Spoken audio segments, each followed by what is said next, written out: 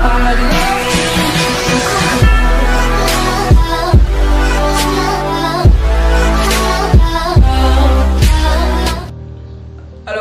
teman-teman, assalamualaikum warahmatullahi wabarakatuh. Shalom, selamat siang untuk kita semua. Baik, sebelumnya perkenalkan, nama saya William Musda Silva Mulawato, Taruna Aktif Politeknik Alih Usaha Perikanan Jakarta. Di sini saya akan berbagi ilmu atau pengalaman, ingin bercerita dan akan membawakan materi tentang kesyahbandaran. Semoga ilmu yang saya bawakan kali ini dapat bermanfaat bagi teman-teman yang bisa membaca dan mendengarkannya. Kita langsung saja masuk pada materinya ya. Baik, di sini kita akan membahas tentang kesyahbandaran.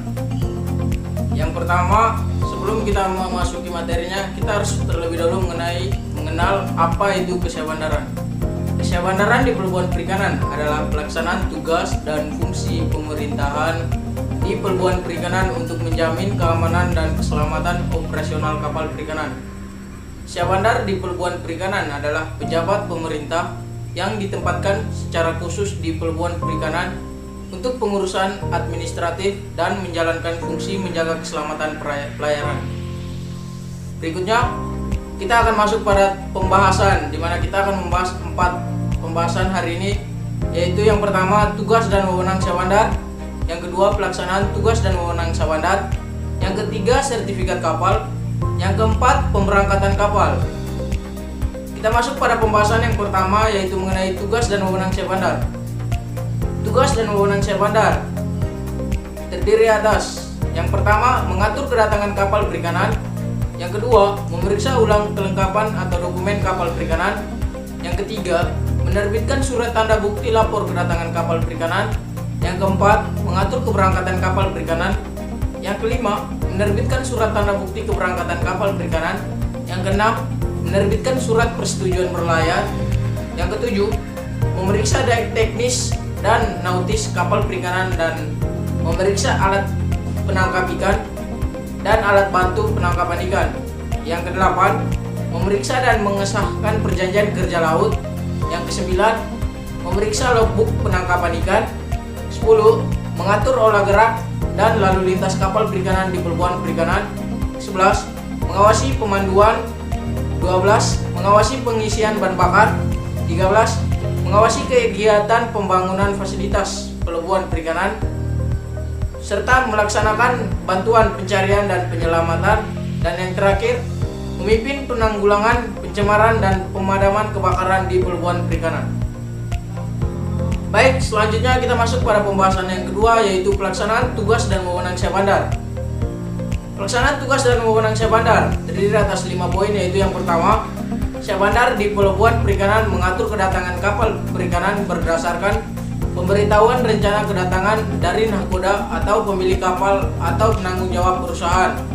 Yang kedua, pemberitahuan sebagaimana dimaksud pada ayat 1 disampaikan paling lama 48 jam bagi kapal perikanan berbendera asing atau 2 jam bagi kapal perikanan berbendera Indonesia sebelum kapal perikanan memasuki Pelabuhan Perikanan itu sendiri. Yang ketiga, pemberitahuan rencana kedatangan dilakukan secara langsung kepada syahbandar di Pelabuhan Perikanan atau melalui radio komunikasi. Yang keempat, berdasarkan pemberitahuan rencana kedatangan, syahbandar di Pelabuhan Perikanan menyiapkan tempat tambat labu. Yang kelima, nahkoda kapal perikanan setelah bersandar atau tiba di Pelabuhan Perikanan menyerahkan dokumen kapal perikanan kepada syahbandar di Pelabuhan Perikanan. Berikutnya kita akan membahas tentang sertifikat di atas kapal, yaitu A. CP atau SIKP; B. Surat penugasan pemantau kapal penangkap ikan dan kapal pengangkut ikan untuk kapal yang diwajibkan menerima pemantau kapal penangkap ikan dan kapal pengangkut ikan; C. Logbook penangkapan ikan bagi yang akan melakukan bongkar muat; D. Surat layak operasi dari pelabuhan asal; E. Surat ukur dan atau surat tanda kebangsaan kapal; F. Sertifikat kelaikan pengawakan nahkoda dan anak buah kapal atau ABK; G. Sertifikat kesempurnaan bagi pengangkut ikan atau kapal pengangkut ikan; H. Bukti kesehatan; I. SPB dan pelabuhan asal. J. Buku pelaut, seaman book atau paspor untuk nahkoda dan ABK berkewarganegaraan asing. K. Izin mempekerjakan tenaga kerja asing IMTA untuk kapal yang mempekerjakan tenaga kerja asing. I. Perjanjian kerja laut atau daftar nahkoda dan ABK. M. Kemudahan khusus keimigrasian DAHSUSKIM untuk kapal yang mempekerjakan tenaga kerja asing. N. Sertifikat radio kapal. Berikutnya kita masuk pada pembahasan yang keempat, yaitu pemberangkatan kapal. Pemberangkatan kapal terdiri atas 5 poin, yaitu yang pertama, Syahbandar di Pelabuhan Perikanan mengatur keberangkatan kapal perikanan berdasarkan pemberitahuan rencana keberangkatan kapal perikanan dari nahkoda atau pemilik kapal atau penanggung jawab perusahaan. Yang kedua, nahkoda atau pemilik kapal yang bertanggung jawab perusahaan memberitahukan rencana keberangkatan kapal perikanan kepada Pelabuhan Perikanan dengan mengajukan surat pemberitahuan rencana keberangkatan kapal perikanan. Yang ketiga, pemberitahuan sebagaimana dimaksud pada ayat 1 disampaikan paling lama 24 jam bagi kapal perikanan berbendera asing atau 2 jam bagi kapal perikanan berbendera Indonesia sebelum kapal perikanan meninggalkan Pelabuhan Perikanan. Yang keempat, Syahbandar di Pelabuhan Perikanan setelah menerima pemberitahuan rencana keberangkatan sebagaimana melakukan pemeriksaan kelengkapan dokumen kapal perikanan yang meliputi A. Bukti pembayaran jasa kepelabuhanan. B.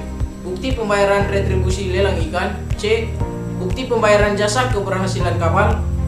D. Surat tanda bukti lapor kedatangan kapal. E. Lembar awal sertifikat hasil tangkapan ikan bagi kapal perikanan berukuran di atas 20 GT. Yang kelima, bentuk dan format surat pemberitahuan rencana keberangkatan kapal perikanan sebagaimana tercantum dalam lampiran 2 yang merupakan bagian tidak terpisahkan dari peraturan menteri. Baik teman-teman, sekian pemaparan dari saya. Terima kasih, semoga bermanfaat untuk kita semua. Assalamualaikum warahmatullahi wabarakatuh.